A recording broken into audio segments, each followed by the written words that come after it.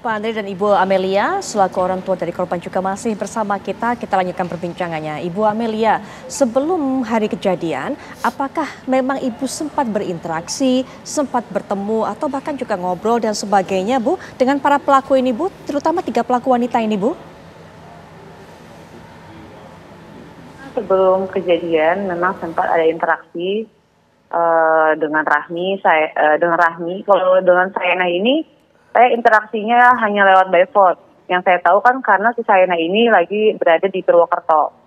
Jadi saya hanya berinteraksi langsung itu dengan Rahmi dan Emi. Jadi sempat mereka itu ke rumah saya juga, dan Emi juga sempat membantu saya juga di rumah. Waktu itu kan posisinya kan suami saya lagi tidak ada berada di rumah ya. Jadi si Rahmi ini menyuruh si Emi dan Lina itu untuk membantu saya di rumah. Ya serta sambil menjaga saya lah gitu. Kalau misalkan saya butuh apa-apa, ada perlu apa-apa, bisa minta tolong sama mereka, seperti itu. Tapi kalau untuk saya hanya via SMS atau via WhatsApp sama via telepon saja. Nggak bertemu langsung di sebelum kejadian. Artinya, Bu, tidak ada perubahan sikap dari mereka ini, terutama yang Ibu bertemu langsung, yaitu Rahmi dan juga Emi. Mereka tidak menjauh, mereka tidak menunjukkan gelagat-gelagat yang mencurigakan, Bu, sama sekali? Tidak ada sama sekali. Sama seperti biasa kita sebelumnya aja, nggak ada yang mencurigakan sama sekali, nggak ada. Baik, dan apakah memang Ananda Akila ini dekat, Bu, dengan para pelaku ini? Sangat dekat. Jadi yang saya bilang tadi di awal, semenjak anak saya itu memang dekat dengan Fadil, itu anaknya. Karena kan kita sering tuh ke rumahnya mereka kan, ke rumah mereka sering ke rumah saya. Anak saya pun udah menganggap si Sayana dan Rahmi itu seperti kayak ibunya, kayak gitu lah. Saking sayangnya dia dengan mereka itu, udah nggak ada yang kayak dia canggung, dia takut atau enggak. Malah deket banget sama mereka berdua ini. Berarti tidak susah bagi para pelaku ini untuk bisa mengajak Akila pada saat kejadian untuk pergi dari rumah. Pada saat kejadian itu, Bu, apakah memang Akila hanya sendirian di rumah? Iya, posisinya itu memang sendiri. Jadi sebelum dia diculik itu, saya tinggalkan sendiri karena saya mau jemput bapaknya. Jemput bapaknya di tempat kerjaan tidak jauh dari rumah. Kurang lebih saya itu kan keluar sampai balik lagi itu hanya selang 5 menit aja ya kan.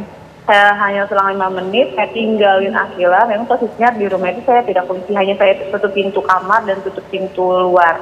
Jadi Akila itu ada di dalam.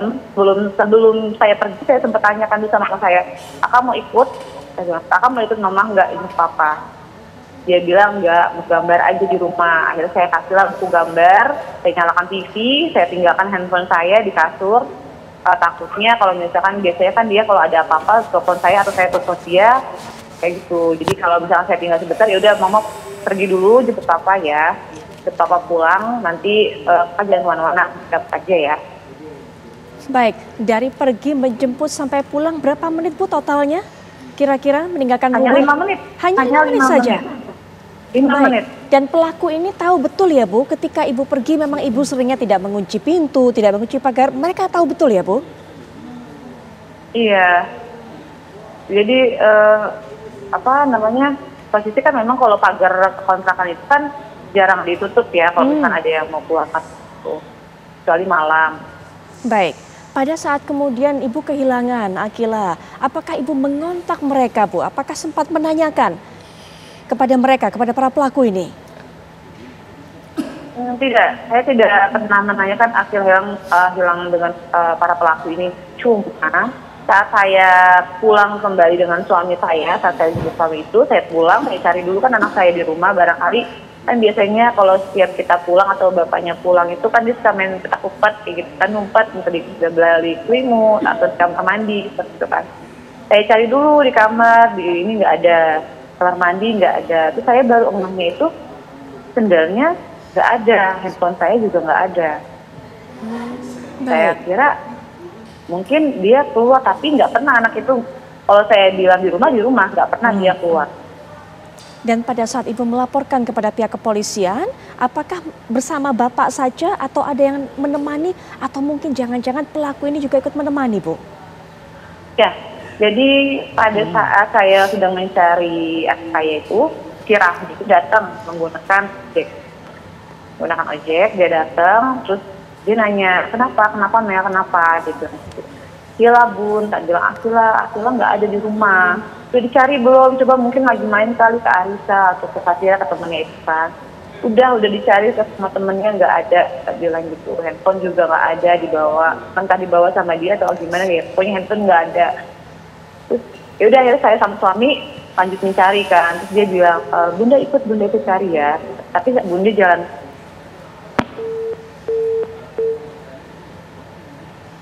Ya, Bu Amelia, sepertinya hubungan kami dengan Ibu Amelia terputus, dengan Pak Andri terputus. Kami coba untuk perbaiki komunikasi lagi, tapi kami bawa Anda untuk bisa melihat bagaimana kronologi peristiwa ini. Walaupun tadi kita sudah juga mendapatkan keterangan, baik itu dari pihak kepolisian dan juga dari pihak keluarga almarhumah. Langsung saja kita akan simak bersama.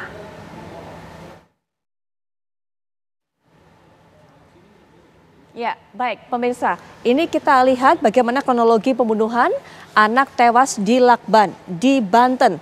17 September 2024, pelaku SH dan RH bersembunyi di kontrakan kosong bersebelahan dengan rumah korban. Menunggu sampai kondisi aman semua sehingga kemudian ia bisa mengambil ataupun menculik Akila ini ataupun juga korban. Dan dua pelaku ini juga sudah merencanakan dengan matang. Kita lihat juga saat ibu korban sedang keluar, pelaku menyelinap dan membawa korban. Seperti yang diinformasikan oleh pihak kepolisian bahwa tadinya pelaku ini berencana untuk menculik ataupun juga menghabisi Ibu Akila, Ibu Amelia yang baru saja kita dengarkan keterangannya. Tapi sehari sebelum kejadian, sehari sebelum penculikan, para penculik ini berubah pikiran karena Ibu Amelia memang sedang mengandung. Selanjutnya korban melawan sehingga pelaku ini menutup mulut hingga wajahnya dengan lakban. Kemudian pelaku juga memukul dan menutup wajah korban dengan bantal hingga tewas. Ini tadi yang sempat kita bahas bahwa memukul menggunakan shock breaker, kemudian juga sudah membawa bantal pelaku ini. Sehingga memang pada awalnya niatnya, rencananya akan menghabisi dengan menutup korban dengan bantal. Pelaku SH, RH menghubungi EM dan selanjutnya menghubungi UH dan YH untuk membuang korban. Jadi memang setelah mereka melakukan eksekusi ini, mereka tiga pelaku ini agak kebingungan bagaimana caranya untuk membuang jenazah dari korban. Dan kemudian bertemu dengan dua pria. Jasad korban ditemukan warga di Pantai Cihara, Lebak, Banten.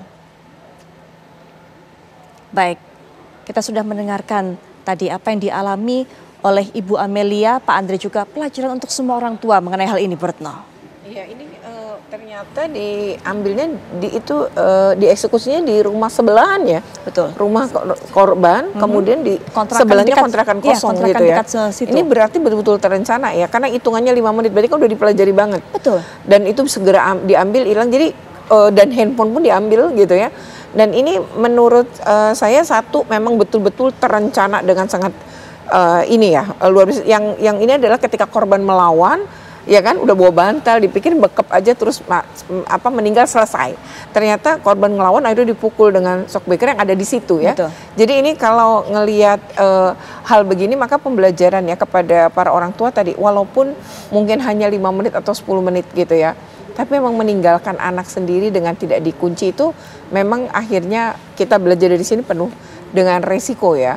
Walau sebenarnya kita juga kadang-kadang cuma sebentar, apalagi anaknya tadi ibu ini udah bagus ya, ayo mau ikut nggak Kak? Ternyata dia kan nggak mau ikut. Yeah. Nah itu hal yang memang tadi ya hati-hati banget kita, apalagi ketika kita punya masalah sebenarnya. Tapi memang si ibu ini kayaknya polos, dia ngerasa nggak punya masalah kecuali tadi yang nagih-nagih ini loh cepat dibayar karena pakai nama dia gitu ya. Tapi yang ditagih ini ngerasa marah, tertekan kan begitu. Nah, tidak menyadari bahwa ada kemarahan-kemarahan gitu ya. Jadi ini memang ibu ini terlalu menurut saya memang baik banget gitu ya. Jadi membantu orang, niatnya pasti seperti itu. Nah, ini mungkin pembelajaran juga. Baik. Jangan mudah, apalagi soal pinjol, menggunakan data kita. Ini penting banget nih dari pembelajaran ini. Karena akhirnya sumber utamanya memang hutang piutang, akhirnya anak menjadi korban. Baik.